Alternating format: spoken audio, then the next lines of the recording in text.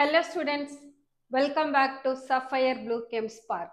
இன்னைக்கு செஷன்ல நாம periodic classification of elements and periodicity in properties அந்த சாப்டர்ல இருந்து effective nuclear charge and screening effect இந்த ரெண்டு கான்செப்டையும் டிஸ்கஸ் பண்ண போறோம். இதுக்கு முன்னால இருக்க செஷன்ல நாம the construction of periodic table and the classification of elements அத பத்தி நாம டிஸ்கஸ் பண்ணோம். இன்னைக்கு செஷன்ல நாம ஃபர்ஸ்ட் periodicity அப்படினா என்னன்னு பார்க்கலாம்.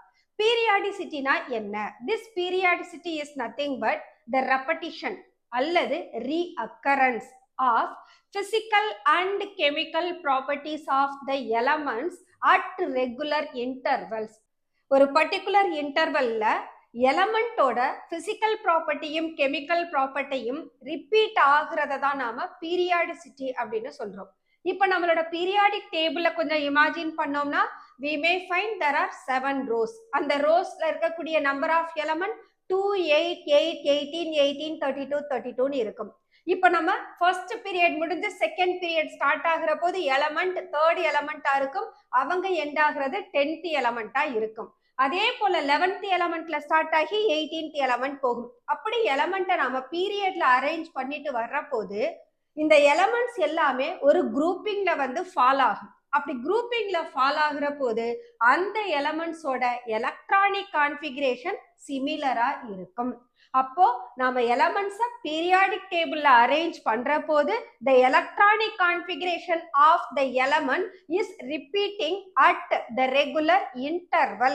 This is the cause for periodicity in properties of the elements. So periodicity அப்படினா we can say the repetition or reoccurrence of physical and chemical properties after regular intervals. அந்த இன்டர்வல்ன்றத நாம periodic டேபிளோட ஒவ்வொரு பீரியடும் complete ஆகி திரும்ப new period start ஆகுறதுல இருந்து சொல்றோம். அதனால 2, 8, 8, 18, 18, 32 அப்படின்னு சொல்றோம்.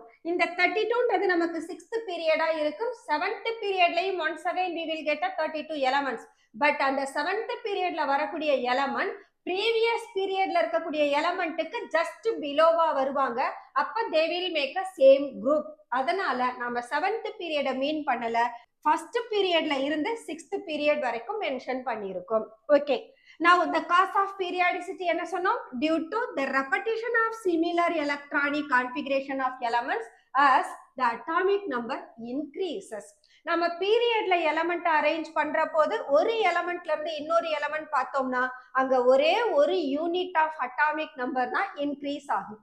அப்ப அந்த பீரியட் ஃபுல்லா எலமெண்ட்ஸை நம்ம ஃபில் பண்ற போது வேலன்ஸ் ஷெல் கம்ப்ளீட்டா ஃபில் ஆயிடும். வேலன்ஸ் ஷெல் ஃபில் ஆகுற போது லாஸ்ட் எலமெண்டா நமக்கு இனர்ட் கேஸ் வந்துருவாங்க. once again that electronic configuration it repeats. அப்ப என்ன செய்யும்? ஃபர்ஸ்ட் எலமெண்ட்ல இருந்து அந்த லாஸ்ட் இனர்ட் கேஸ் எலமெண்ட் வரைக்கும் வேலன்ஸ் ஷெல்ல எலக்ட்ரானை ஃபில் பண்ணிட்டே போகும். அப்ப இது ஒரு ரெகுலர் ரெப்படிஷனா இருக்கிறதுனால then the elements that falls under the same group will exhibit similar electronic configuration. அதே நாம பீரியட்ல போனோம்னா எலக்ட்ரானிக் கான்ஃபிகரேஷன் சிமிலரா இருக்காது, பட் ஒரே வேலன்ஸ் ஷெல்ல போய் எலக்ட்ரான் ஆட் ஆகும். பட் எலக்ட்ரானிக் கான்ஃபிகரேஷன் நமக்கு பீரியட்ல வேரி ஆகும். குரூப்ல பார்த்தோம்னா தான் எலக்ட்ரானிக் கான்ஃபிகரேஷன் சிமிலரா இருக்கும். So this is the cause of periodicity. Okay, the first concept is effective nuclear charge. Effective nuclear charge அப்படின்னா we know what is nuclear charge. Nuclear charge என்றது number of protons in the nucleus. அந்த புரோட்டான்ஸுக்கு positive charge இருக்கும். So புரோட்டானோட charge எப்போ increase ஆகும்? எப்பெல்லாம் ஒரு electron valence ஷெல்க்கு போகுதோ அப்பெல்லாம் புரோட்டானோட சார்ஜ் இன்க்ரீஸ் ஆக ஆரம்பிக்கும். ஓகே, இதே நான் ஒரு பாலி எலக்ட்ரானிக் சிஸ்டம் எடுத்துக்கிறேன். பாலி எலக்ட்ரானிக்னா அபவுட் ஒரு 50 எலக்ட்ரான்ஸ் இருக்கட்டும். அப்ப 50 எலக்ட்ரான்ஸ் இருக்குதுன்னா then the electrons to be filled from first shell to the last shell. அப்ப என்ன ஆகும்? நமக்கு நம்பர் ஆஃப் ஷெல் இன்க்ரீஸ் ஆக ஆரம்பிக்கும். நம்பர் ஆஃப் ஷெல் இன்க்ரீஸ் ஆகுற போது always the last electron enter into the valence shell. அப்ப வேலன்ஸ் ஷெல்லுக்கும் நியூக்ளியஸ்க்கும் இடையில இருக்கிற டிஸ்டன்ஸை நாம பாக்குற போது somewhat that goes greater-ஆ இருக்கும். அப்ப நம்ம நியூக்ளியஸ்க்கு வெரி க்ளோசரா இருக்கக்கூடிய ஷெல்லுல இருந்து அவுட்டர் ஷெல் வரைக்கும் போறப்போ we may find so many electrons are present in between the nucleus and the valence shell. So the electrons present in between the valence shell and the nucleus, they will repel one another. அப்ப multi electron system பார்க்கிற போது ஒரே ஷெல்ல நிறைய electron add ஆகுறப்போ similar charge of the electron, அதனால அந்த எலக்ட்ரானுக்கு இடையில நமக்கு ரிப்பல்ஷன் அதிகமாகும். ஸோ இந்த ரிப்பல்ஷன் பார்த்தோம்னா அதனுடைய ஷெல்ல மட்டும் இருக்காது, அவுட்டர் ஷெல் எலக்ட்ரானையும் ரிப்பல் பண்ணும். அப்ப இந்த ரிப்பல்ஷன்னால அவுட்டர் ஷெல்ல இருக்கக்கூடிய எலக்ட்ரான் எக்ஸ்பீரியன்ஸ் பண்ணக்கூடிய nuclear forces of attraction decrease ஆகுது. அப்போ the electrons which are present in the inner shell that shield the nucleus, nucleus என்ன பண்ணுது, மறைக்குது. யார்கிட்ட இருந்து, வேலன்ஸ் ஷெல் எலக்ட்ரான் கிட்ட இருந்து மறைக்குது. சோ வேலன்ஸ் ஷெல் எலக்ட்ரான் கிட்ட இருந்து இந்த இன்னர் ஷெல் மறைக்கிற போது வேலன்ஸ் ஷெல் எக்ஸ்பீரியன்ஸ் பண்ணக்கூடிய எஃபெக்டிவ் நியூக்ளியர் சார்ஜ் பார்ஷியலா இருக்கும். கம்ப்ளீட் நியூக்ளியர் ஃபோர்ஸஸ் ஆஃப் அட்ராக்ஷனையும் last electron that is the valence எலக்ட்ரானால எக்ஸ்பீரியன்ஸ் பண்ண முடியாது. Only it experiences the part of the nuclear charge. அதை தான் நாம எஃபெக்டிவ் நியூக்ளியர் சார்ஜ்னு சொல்றோம். அப்ப the electrons which are very closer to the nucleus strongly attracted by the nucleus, and இந்த effective nuclear சார்ஜை நம்மளால ஃபைண்ட் அவுட் பண்ண முடியும். அதை மேத்தமெட்டிக்கலா எக்ஸ்பிரஸ் பண்ணோம்னா effective nuclear charge is equal to Z minus S. Z is the atomic number, S is screening constant. So ஒவ்வொரு எலக்ட்ரானும் experience பண்ற effective nuclear சார்ஜை Z effective equal to Z minus S என்ற ரிலேஷன்ல இருந்து கண்டுபிடிக்கலாம். அந்த ரிலேஷனுக்கு பேரு Slater rule. So let us find. In the polyelectronic atom, the internal electrons repel the electrons of the outermost shell. So the electrons present in the inner shell, அவங்க என்ன பண்றாங்க, valence எலக்ட்ரானை ripple பண்றாங்க. So அந்த ரிப்பல்ஷன்னால that results in the decrease of the nuclear attraction on the electron of the outermost shell. So because of the possible repulsion, so valence electronum inner electronum similar charge, அப்ப there will be a possible repulsion. அப்போ அந்த valence electron experience பண்ணக்கூடிய effective nuclear charge என்ன ஆயிடுது, இந்த ரிப்பல்ஷனால degrees ஆயிடுது. Therefore only part of the nuclear charge is effective on the electron of the outermost shell. So thus the inner electrons protect or shield the nucleus and thereby decrease the effect of nuclear charge towards the electrons of the outermost orbit. So that is the part of the nuclear charge works against the electron is known as effective nuclear charge, and it is mathematically given by Z star equal to Z minus S, where Z star is known as effective nuclear charge and Z the nuclear charge, or we can say atomic number, and S is shielding constant. Okay, so because of the effect of increase in the number of proton, nucleus la number of proton increase aga the effective nuclear charge also increases, which result in the decrease in the value of atomic radius. அப்ப valence electron experience பண்ற effective nuclear charge பொறுத்து தான் the size of the atom இருக்கும். So effective nuclear charge maximum இருந்ததுன்னு சொன்னா the size of the atom will be minimum. இத நாம atomic radius, ionic radiusல discuss பண்ணலாம். Okay, now let us find what is Slater rule.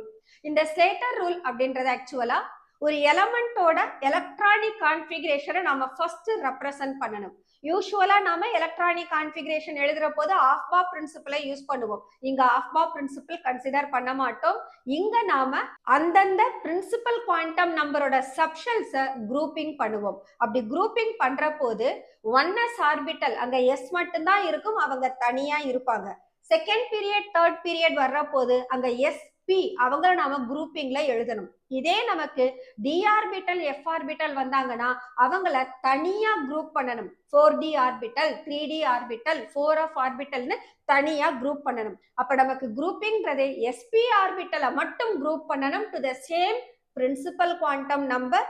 d and f ஆர்பிட்டலை தனித்தனியா group பண்ணணும். அப்படி நாம எலக்ட்ரானிக் கான்ஃபிகரேஷன் ஒரு எலமெண்ட்டுக்கு ரெப்ரசன்ட் பண்ணோம்னா அந்த எலக்ட்ரானிக் கான்ஃபிகரேஷனுக்கு பேரு Slater electronic configuration. That is what given like this. First n equal to 1 ன்னு சொன்னா first period அங்க ஒரே ஒரு s subshell தான் இருக்கும், அதனால we are getting 1s. second period போனோம்னா it has 2s 2p, அப்ப 2s 2p ஒரு group. third period போறபோது நமக்கு 3s 3p 3d இருக்கும், அப்ப 3s ஐயும் 3p ஐயும் grouping பண்ணனும், 3d ய தனியா மென்ஷன் பண்ணனும். fourth period போறபோது we have 4s 4p, அது ஒரு grouping, 4d ஒரு group, 4f ஒரு groupனு பண்ணனும். இந்த arrangement of electronic configuration யாருக்கு எழுதணும்னா to which element and to which electron we are going to calculate effective nuclear charge. கொடுத்திருக்கிற எலமெண்ட்ல எந்த எலக்ட்ரானுக்கு நாம எஃபெக்டிவ் நியூக்ளியர் சார்ஜ் கால்குலேட் பண்ண போறோமோ அந்த எலமெண்டோட அட்டாமிக் நம்பரை தான் இது போல ஸ்லேட்டர் எலக்ட்ரானிக் கான்ஃபிகரேஷனா ரெப்ரசன்ட் பண்ணணும். சோ இந்த ஆர்பிட்டல்ஸ்ல நாம ரெப்ரசன்ட் பண்ணக்கூடிய எலக்ட்ரானுக்கு ஒரு ஸ்பெசிபிக் ஷீல்டிங் யூனிட் இருக்கும், அதாவது வேல்யூ இருக்கும். அந்த வேல்யூவை நாம நியூமரிக்கலா தான் கொடுப்போம். ஃபார் எக்ஸாம்பிள் எலக்ட்ரான்ஸ் 1s ஆர்பிட்டல்ல இருந்தாங்கன்னா we can represent 1s2. இந்த 1s2ல நான் ஒரு எலக்ட்ரானோட எஃபெக்டிவ் நியூக்ளியர் சார்ஜ் கால்குலேட் பண்ண போறேன். அப்போ Z effective nuclear charge is equal to I have only one more electron left. அந்த ஒரு எலக்ட்ரான் எந்த ஆர்பிட்டல்ல இருக்கு? எனக்கு ns ஆர்பிட்டல்ல இருக்கு. So I am representing one only. So இந்த s ஆர்பிட்டல்ல இருக்கிற ஒரு electron that can shield by 0.30 unit. நியூக்ளியஸ்ல இருந்து வேலன்ஸ் எலக்ட்ரானை ஷீல்டு பண்ணக்கூடிய எஃபெக்ட நம்ம மேக்னிடியூட்ல ரெப்ரசன்ட் பண்றோம். அந்த மேக்னிடியூட் இந்த எலக்ட்ரான் 1s ஆர்பிட்டல்ல இருந்தாங்கன்னா it has the magnitude of 0.30. இந்த மேக்னிடியூட் அளவுக்கு அது என்ன செய்யும்? நியூக்ளியஸை ஷீல்டு பண்ணும். This is for 1s orbital electron. Suppose if I have ns and np அப்படின்னு எடுத்துட்டேன்னா ns np னா 2s 2p 3s 3p 4s 4p I can proceed till 7s 7p. ஏன்னா நம்மளோட பீரியாடிக் டேபிள்ல 7th பீரியட் தான் last period. இப்போ அந்த ஆர்பிட்டல்ல present ஆகி இருக்கிற எந்த எலக்ட்ரானை நீங்க கன்சிடர் பண்றீங்களோ அந்த எலக்ட்ரானை தவிர ரெஸ்ட் ஆஃப் த எலக்ட்ரான் எல்லாருக்குமே ஷீல்டு பண்ணக்கூடிய மேக்னிடியூட் 0.35 யூனிட்டா இருக்கும். For example let us consider 2s to 2p5. நான் இப்ப என்ன பண்ண போறேன்னா அந்த 2p5 அந்த 5th எலக்ட்ரானுக்கு தான் நான் எஃபெக்டிவ் நியூக்ளியர் சார்ஜ் கால்குலேட் பண்ண போறேன். அப்படி நான் கால்குலேட் பண்ற போது இந்த எலக்ட்ரான்ஸ் 7 பேருமே nth ஷெல்ல தான் இருக்காங்க. அப்ப அதுல ஒரு எலக்ட்ரானை நான் கன்சிடர் பண்ணேனா இந்த 7 எலக்ட்ரான்ல 1 லெஸ் ஆனா 6 எலக்ட்ரானா மாறிடும். இந்த 6 electron present in this nth shell that can have the shielding of 0.35 unit. So இந்த 6 எலக்ட்ரானும் நியூக்ளியஸ 0.35 அந்த மேக்னிடியூட்ல ஷீல்டு பண்ணும். அப்போ 6 into 0.35 நான் மல்டிப்ளை பண்ற போது that becomes the shielding value. The magnitude of shielding நாம கால்குலேட் பண்ணுவோம். அப்ப இங்க நான் கண்டுபிடிச்சது 2p ஆர்பிட்டல்ல இருக்கிற 5th எலக்ட்ரானுக்கு. அப்போ 2s 2p ல மொத்தமா 7 இருந்தாங்க, ஒரு எலக்ட்ரானை எடுத்துக்கிட்டேன் கன்சிடரேஷனுக்கு. அப்ப ரிமைனிங் 6 எலக்ட்ரானை எடுத்துட்டேன். சப்போஸ் நான் இந்த 2p ஆர்பிட்டலையே விட்டுட்டேன், 2s ஆர்பிட்டல்ல இருக்கிற எலக்ட்ரானுக்கு கால்குலேட் பண்ண போறேன். அப்ப 2s ஆர்பிட்டல்ல எத்தனை பேர் தான் இருக்காங்க? 2 பேர். அதுல ஒரு எலக்ட்ரானை நான் கன்சிடர் பண்றேன். இப்போ அந்த 2s ஆர்பிட்டல்ல ஒரு எலக்ட்ரான் தான் இருக்கும். அப்ப இந்த 2s ஆர்பிட்டலுக்கு ரைட் சைடுல 2p ஆர்பிட்டல் இருக்காங்க, 2s ஆர்பிட்டலுக்கு லெஃப்ட் சைடுல 1s ஆர்பிட்டல் இருப்பாங்க. இப்போ நான் 2s ஆர்பிட்டலை தான் கன்சிடர் பண்றேன் ஃபார் த கன்சிடரேஷன். அப்போ 2p5 ஆர்பிட்டலை என்ன செய்யக்கூடாது? ஷீல்டிங் எஃபெக்டை கால்குலேட் பண்றதுக்கு கன்சிடர் பண்ண கூடாது. அப்போ நான் கன்சிடர் பண்ற electron 2s orbital and 1s ஆர்பிட்டலா தான் இருக்கும். அப்ப இந்த ரூல் என்ன சொல்லுது? எந்த எலக்ட்ரானுக்கு நம்ம effective nuclear charge find out பண்ண போறோமோ அந்த எலக்ட்ரானுக்கு லெஃப்ட்ல இருக்கக்கூடிய எல்லாருமே ஷீல்டிங்க்கு கான்ட்ரிபியூட் பண்ணுவாங்க. பட் அந்த கன்சிடர் பண்ற எலக்ட்ரானுக்கு ரைட்ல இருக்கக்கூடியவங்க ஷீல்டிங்க்கு கான்ட்ரிபியூட் பண்ண மாட்டாங்க. இது அடுத்த ரூல். ஓகே, சரி. இப்போ நாம மேக்னிடியூட்னு சொல்ற போது 1s ஆர்பிட்டல்ல இருக்கக்கூடிய எலக்ட்ரானை கன்சிடர் பண்ணாதான் 0.30. அதே நாம ns np எடுத்துட்டோம்னா அவங்க கான்ட்ரிபியூட் பண்ற வேல்யூ 0.35 இருக்கும். ஓகே, இது நான் சொல்றது nth ஷெல். இப்ப எனக்கு n-1 ஷெல் வருவாங்களா? சோ இது nth ஷெல்னா இந்த 1s is said to be n-1. இந்த n-1ல இருக்கக்கூடிய எலக்ட்ரான் எல்லாமே ஷீல்டிங்க்கு கான்ட்ரிபியூட் பண்ற மேக்னிடியூட் எவ்வளவா இருக்கும்னா 0.85 இருக்கும். சப்போஸ் இன்னும் இந்த பக்கம் எனக்கு ஷெல்ஸ் இருக்கு, தட் இஸ் n-2ன்ற ஷெல் வருது. n-2 வேணும்னா நான் என்ன பண்ணலாம்? I can consider 1s2 2s2 2p6 3s2 3p5 consider பண்ணலாம். இப்ப இந்த 3s2 3p5 எனக்கு nth shell, 2s2 2p6 n-1th shell, இந்த 1s2 n-2th ஷெல்லா மாறிடும். அப்ப n-2ல இருக்கக்கூடிய எலக்ட்ரான் எல்லாருமே கான்ட்ரிபியூட் பண்ணக்கூடிய ஷீல்டிங் ஒரு யூனிட்டா இருக்கும், ரைட்டா? சோ nth ஷெல்னு எடுத்தோம்னா 0.35 மேக்னிடியூட் அளவு அவங்க ஷீல்டிங்க்கு கான்ட்ரிபியூட் பண்ணுவாங்க. n-1ன்னு எடுத்துக்கிட்டோம்னா அதுல இருக்கக்கூடிய எலக்ட்ரான் 0.85 அளவுக்கு கான்ட்ரிபியூட் பண்ணுவாங்க. n-2 அப்படின்னு எடுத்துக்கிட்டோம்னா அது ஸ்டில் இன்னர் ஆர்பிட்டல்.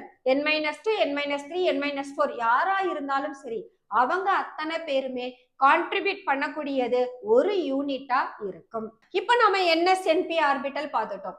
சப்போஸ் நாம கன்சிடர் பண்ற எலக்ட்ரான் d ஆர்பிட்டல்லையோ அல்லது f ஆர்பிட்டல்லையோ இருந்தாங்கன்னா then the rest of all the electrons present in n-1 n-2 n-3 n-4 எல்லாருமே ஷீல்டிங்க்கு அவங்க கான்ட்ரிபியூட் பண்ற மேக்னிடியூட் ஒரு யூனிட்டா இருக்கும். ஒவ்வொரு எலக்ட்ரானும் ஷீல்டிங்க்கு கான்ட்ரிபியூட் பண்ணக்கூடிய வேல்யூ நமக்கு நல்லா தெரிஞ்சா மட்டும்தான் ஒரு எலக்ட்ரான் அதனுடைய எஃபெக்டிவ் நியூக்ளியர் சார்ஜை நம்மளால கரெக்டா ஃபைண்ட் அவுட் பண்ண முடியும். அடுத்து இந்த effective nuclear charge down the குரூப்ல போற போது இட் ரிமைன்ஸ் கான்ஸ்டன்ட். அதே சமயம் பீரியட்ல போனோம்னா effective nuclear charge increases. At the same time transition elements எடுக்கிற போது we have 3D சீரீஸ். அந்த 3D சீரீஸ்ல மட்டும் எஃபெக்டிவ் நியூக்ளியர் சார்ஜ் கான்ஸ்டன்டா இருக்காது, வேரி ஆகிக்கிட்டே இருக்கும். That means it shows the irregular trend in effective nuclear charge. Okay, let us find the Slater rule. Write the electronic configuration for the atom using Slater electronic configuration. எந்த எலமெண்ட்டை கொடுத்திருக்காங்களோ அந்த எலமெண்ட்டுக்கு நாம electronic configuration இது போல grouping படி தான் எழுதணும். Okay, then the electrons present on right side of the testing electron. Testing electron na yaru? எந்த எலக்ட்ரானுக்கு effective nuclear charge find out பண்ண போறோமோ அவங்க தான் நமக்கு டெஸ்டிங் எலக்ட்ரான். அந்த டெஸ்டிங் எலக்ட்ரானுக்கு ரைட் சைடுல இருக்கிறவங்களா என்ன செய்ய மாட்டாங்க? do not contribute for shielding. But all other electron, testing electron தவிர மத்த எல்லா எலக்ட்ரானும் அவங்களுக்கு லெஃப்ட் சைட்ல இருந்தாங்கன்னா அவங்க கண்டிப்பா என்ன செய்வாங்க? ஷீல்டிங்க்கு கான்ட்ரிபியூட் பண்ணுவாங்க. பட் அந்த கான்ட்ரிபியூட் பண்ணக்கூடிய மேக்னிடியூட் அது nth ஷெல்ல இருக்கா, n-1ல இருக்கா, n-2ல இருக்கா, அதை பொறுத்து வேரி ஆகும். So all other electrons in the same group. Same groupனா என்ன? Same principal quantum number, that is said to be same group. For example 2s 2p னு சொன்னா அது same group. 3s 3p னு எடுத்தோம்னா that makes same group. 3d னு எடுத்தோம்னாலும் அது same group. ஓகேங்களா? அப்ப same groupல இருக்கக்கூடிய டெஸ்டிங் எலக்ட்ரான் தவிர மத்தவங்க எல்லாரும் 0.35 மேக்னிடியூடா கான்ட்ரிபியூட் பண்ணுவாங்க. எக்ஸப்ட் ஃபார் 1s எலக்ட்ரான் அவங்க கான்ட்ரிபியூட் பண்ற அளவு 0.30. தென் n-1 எலக்ட்ரானா இருந்தா, ஃபார் எக்ஸாம்பிள் 3s 3p நான் எடுத்தேன்னா இது nth, இது n-1, இது n-2. அப்ப n-1 இருந்ததுன்னா அவங்க கான்ட்ரிபியூட் பண்ற magnitude 0.85. and all other electron n-1 தவிர மற்ற அத்தனை எலக்ட்ரான்ஸும் ஷீல்டிங்க்கு கான்ட்ரிபியூட் பண்ற மேக்னிடியூட் எவ்வளவா இருக்கும்? ஒரு யூனிட்டா இருக்கும். So if the considered electron is on d அல்லது f orbital எலக்ட்ரானா இருந்தாங்கன்னா all electrons to the left shield by 1 unit. That's all Slater rules. So Slater rule effective nuclear charge is given by Z minus sigma. Sigma is nothing but S only. Shielding constant அததான் நாம இங்க சிக்மான்னு கொடுத்திருக்காங்க. Effective nuclear charge remains constant top to bottom in a group. For example, first group எடுத்துக்கிட்டோம்னா லித்தியம்க்கு மட்டும்தான் effective nuclear charge vary ஆகுது. But சோடியம்ல இருந்து francium போனோம்னா their effective nuclear charge remains constant, that is equal to 2.20. இது ஆக்சுவலா நம்ம find out பண்ண value.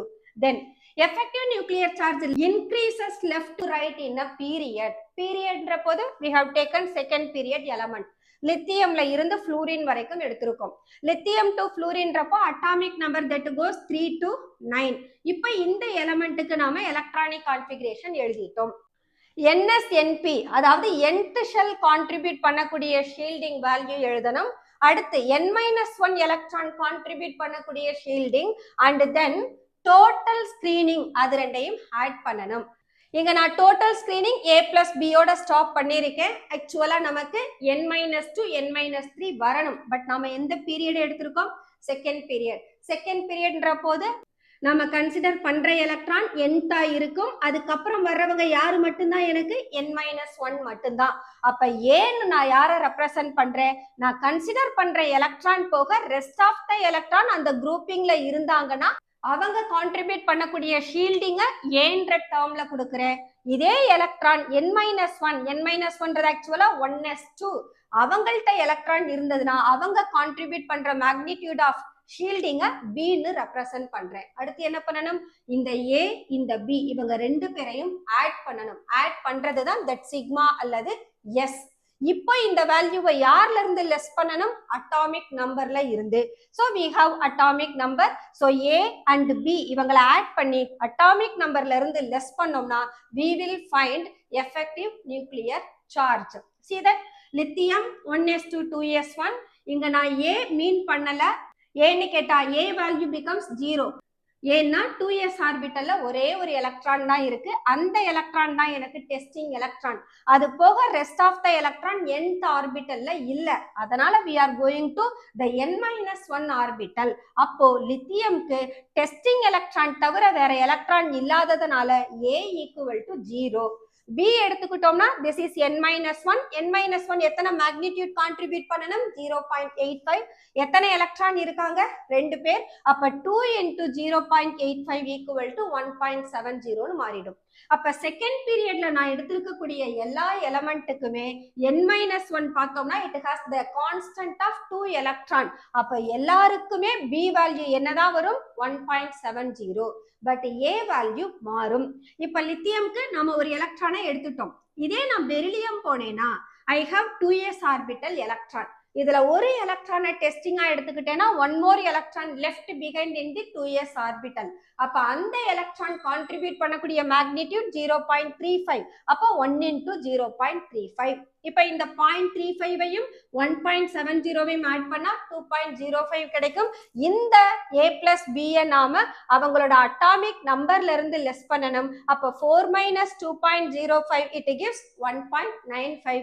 this is what the effective nuclear charge of the electron to be considered, that is the testing electron. okay, அதே போல boron கொடுத்திருக்கோம்.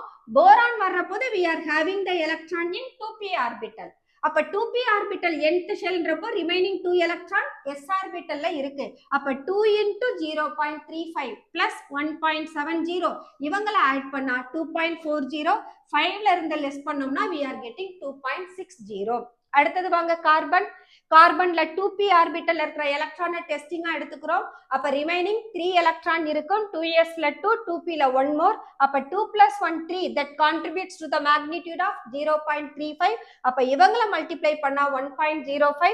அடுத்து n-1 2 electron that remains constant 1.70. இவங்க ரெண்டு பேரையும் ஆட் பண்ணுங்க. 6ல இருந்து லெஸ் பண்ணுங்க.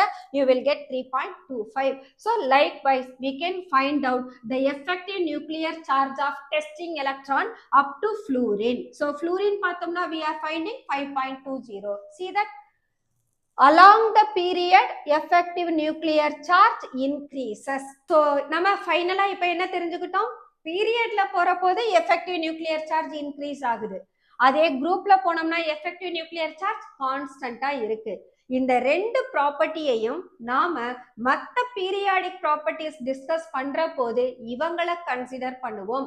அவங்களை கன்சிடர் பண்ற போது we have to think about the magnitude of effective nuclear charge along the period and down the group. அதுக்கு தான் நம்ம இந்த calculations கொடுத்திருக்கோம். okay, the next one Effective nuclear charge does not follow any regular trend, only for 3D series. வேற எந்த சீரீஸ்க்கும் இது applicable இல்ல. இதை எக்ஸப்ஷன் கொடுத்துட்டாங்க. 3D சீரீஸ்ல இருக்கக்கூடிய எலமெண்ட் ஸ்காண்டியம்ல இருந்து ஜிங்க் போனோம்னு சொன்னா the effective nuclear charge it varies. We may find scandium 3.0, titanium 3.15, vanadium 3.30. Once again chromium 2.95, manganese 3.60, iron 3.75, cobalt 3.90, nickel 4.05. காப்பருக்கு போனோம்னா once again the value reduced to 3.70, ஜிங்க்குக்கு போனோம்னா 4.35. அப்போ எந்த இடத்துல வேல்யூ ரிவர்ஸ் ஆகுதுன்னா we can find it in chromium as well as in copper. மற்ற இடத்துல போனீங்கன்னா it shows increasing 3.15, 3.30. அடுத்து மேங்கனீஸ்ல இருந்து நிக்கல் வரைக்கும் போனீங்கன்னா that value increases. அடுத்து it drops to 3.70 at copper. Then ஜிங்க்குக்கு increase ஆகுது. ஸோ இது 3D சீரீஸ்க்கு மட்டும்தான் இந்த ரெகுலர் ட்ரெண்டை ஃபாலோ பண்ணலன்னு நாம கொடுத்துருக்கோம். ஓகே, த நெக்ஸ்ட் ஒன் இதுவரை நாம பார்த்தது effective nuclear charge. So effective nuclear சார்ஜ்ன்ற போது we have to think of atomic நம்பர்ல இருந்து ஸ்கிரீனிங் கான்ஸ்டன்ட் அல்லது ஷீல்டிங் கான்ஸ்டன்ட்டை லெஸ் பண்ணோம்னா தான் நமக்கு எஃபெக்டிவ் நியூக்ளியர் சார்ஜ்னு கிடைக்கும். அந்த effective nuclear charge is actually the electron that experiences only part of the nuclear charge. அததான் நாம effective nuclear charge னு discuss பண்ணியிருக்கோம். Okay, the next one, shielding or screening effect. இந்த shielding screening effect actually என்ன சொன்னோம் effective nuclear charge க்கு the intervening electrons. valence shellுக்கும் nucleusக்கும் in betweenல இருக்கக்கூடிய shells தான் nucleus-ஐ ஒரு screen போல ஹைட் பண்ணி வேலன்ஸ் எலக்ட்ரான் மேல இதனுடைய ஃபோர்சஸ் ஆஃப் அட்ராக்ஷனை எக்ஸர்ட் பண்ண விடாம தடுக்குது அப்படின்னு சொன்னோம் இல்லையா, that is said to be shielding or screening effect. So we can say the electrons of inner shell repel the electrons of valence shell from coming closer. அந்த valence electron நியூக்ளியஸ்க்கு பக்கத்துல வர விடாம தடுக்கிறது யாருதான் inner shell electron. Due to this atomic radius என்ன ஆக ஆரம்பிச்சிடும், இன்க்ரீஸ் ஆக ஆரம்பிக்கும். எஃபெக்டிவ் நியூக்ளியர் சார்ஜ் இன்க்ரீஸ் ஆனதுன்னு சொன்னா அட்டாமிக் ரேடியஸ் டிக்ரீஸ் ஆகும்.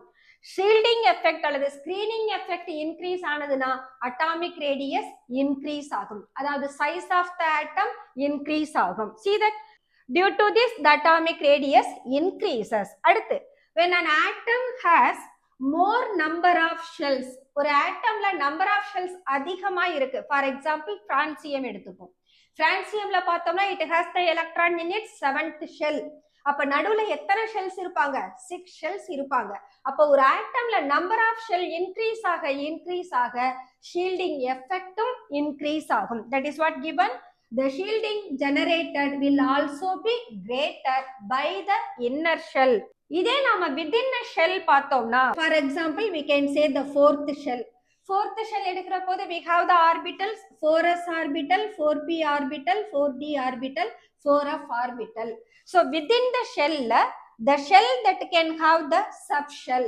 So for a given shell, the subshell that provides the shielding effect is in the order of S greater than, P greater than, D greater than F. இந்த 4 ஆர்பிட்டலுமே, that is 4 சப்ஷெல்லுமே யாரோடதா இருக்கணும், ஒரே ஷெல்லோட தான் இருக்கணும். அதாவது that belong to the same ஷெல்லா இருக்கணும். இருந்தாதான் அவங்க contribute பண்ணக்கூடிய அந்த ஷீல்டிங் எஃபெக்ட் எஸ் ஆர்பிட்டலுக்கு மேக்சிமமா இருக்கு. ஏன்னு கேட்டா the s orbital it has the maximum penetrating power to the nucleus. ஏன்னா that orbital is spherically symmetrical. So when an atom has more number of shells, the shielding generated will also be greater, and within a shell the shielding provided by different types of orbital follows the order S greater than, P greater than, D greater than F. இங்க பார்த்தோம்னா s ஆர்பிட்டலுக்கு தான் greater penetration இருக்கு towards the nucleus. That's why they provide greater shielding effect to the p orbital, d orbital and f orbital. That's all shielding effect or screening effect. Okay students, let us close our today's session. இன்னைக்கு செஷன்ல நாம ஆக்சுவலா Slater rule use பண்ணி எப்படி ஒரு எலக்ட்ரானுக்கு effective nuclear charge determine பண்றது and screening எஃபெக்ட்னா என்ன இதை தான் டிஸ்கஸ் பண்ணியிருக்கோம். நெக்ஸ்ட் செஷன்ல நாம atomic and ionic radius discuss பண்ணலாம். until then bye bye.